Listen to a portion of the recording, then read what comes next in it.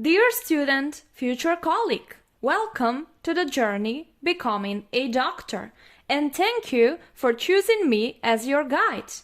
In this video, we will learn about the resting membrane potential, what a membrane potential is, how it is created, and also the importance of it. Let's start. The main function of the heart is to pump the blood throughout the body. To be able to do that, the specialized heart muscle cells called myocytes need to contract. In order to contract, the cell must undergo several changes. The cell wakes up from a sleepy, resting state, immediately after becomes excited to do its job, and after the job is done, the cell can go to sleep again. These changes represent the heart's electrical activity and the actual information recorded on the ECG. Because my way of learning is always to understand things thoroughly, in order to learn what we actually see on an ECG, we have to study the changes that occur at the cellular level. The key to cardiac function is at the ionic molecular level. All of the electrical and mechanical properties of the heart are due to the movement of 3 ions across the membrane. So, we have to learn what happens within the cell as the result of the movement of these ions. I will start with an explanation of a membrane potential, a resting membrane potential, and then the cardiac action potential. Okay, so all cells within the body have a characteristic resting membrane potential. A membrane potential is the difference of electric charges across the membrane. A membrane potential is created as a result of the different concentration of positively and negatively charged ions on the inside compared to the outside. The main creators of the membrane potential are the positively charged potassium ions, positively charged sodium ions, positively charged calcium ions, and negatively charged chloride ions. Basically, the voltage inside the cell depends on the potassium ions and the anions produced by the cell, while the voltage outside the cell depends mainly on the sodium ions. The concentration of potassium ions within the cell is around 150 millimoles per liter, and on the outside 5 millimoles per liter. As a result, a strong concentration gradient is built. On the other hand, the concentration of sodium within the cell is around 14 millimoles per liter, and on the outside 142 millimoles per liter.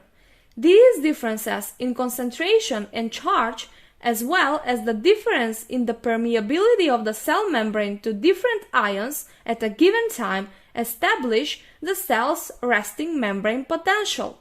The resting membrane potential of a cell represents the difference in the electrical charges across the membrane when the cell is in a non-excited state, or when the cell is in rest. The question here is how this difference is created. The movement of the ions across the cell membrane is driven by 2 different forces. Those are the concentration gradient and the electrostatic gradient. For a concentration gradient to become a driving force for the ions, first it must be established. In the establishment of the concentration gradient, the main role is played by the sodium-potassium ATP pump, which is embedded in the cell membrane.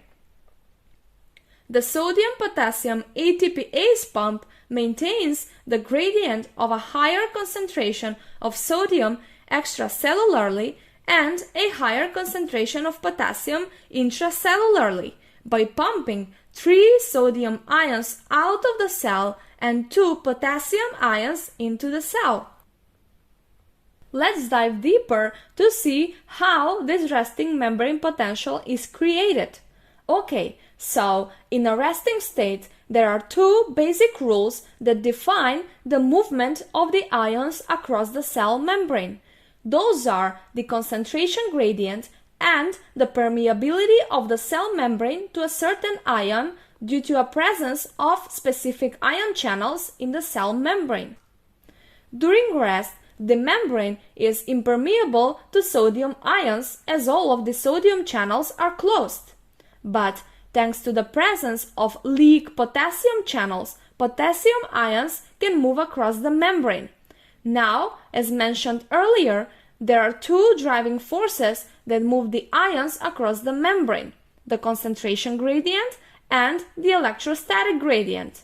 At rest, the strong concentration gradient of potassium is the driving force for this ion across the membrane. Following the concentration gradient, potassium ions will leak via the leak channels out of the cell. Because the membrane is not permeable for the ions, potassium leaving the cell and carrying positive charges out leaves the interior of the cell negative when compared to the exterior.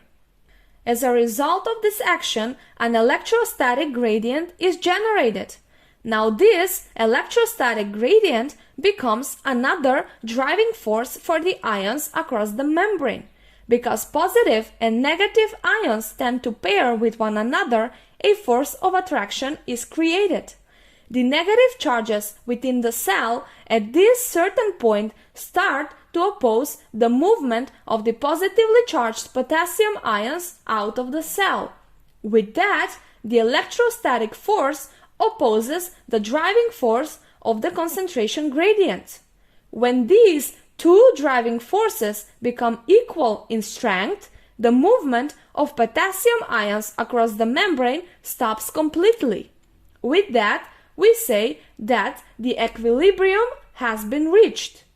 The exact moment when the potassium moving out of the cell following the concentration gradient equals the potassium moving back into the cell following the electrostatic gradient, an equilibrium potential for potassium is created. For each ion, the equilibrium potential is the membrane potential where the net flow is zero. For potassium, the equilibrium potential is minus 92 millivolts. Because the system is in equilibrium, the membrane potential will tend to stay at the equilibrium potential. So, if we only have one ion moving across the membrane, the equilibrium potential for that ion will represent the resting membrane potential. But in reality, because many ions move across the membrane and each of them has a different equilibrium potential, the resting membrane potential will be a result of the combination of all of them. In fact, the ions contributing to the resting membrane potential rarely reach equilibrium potential.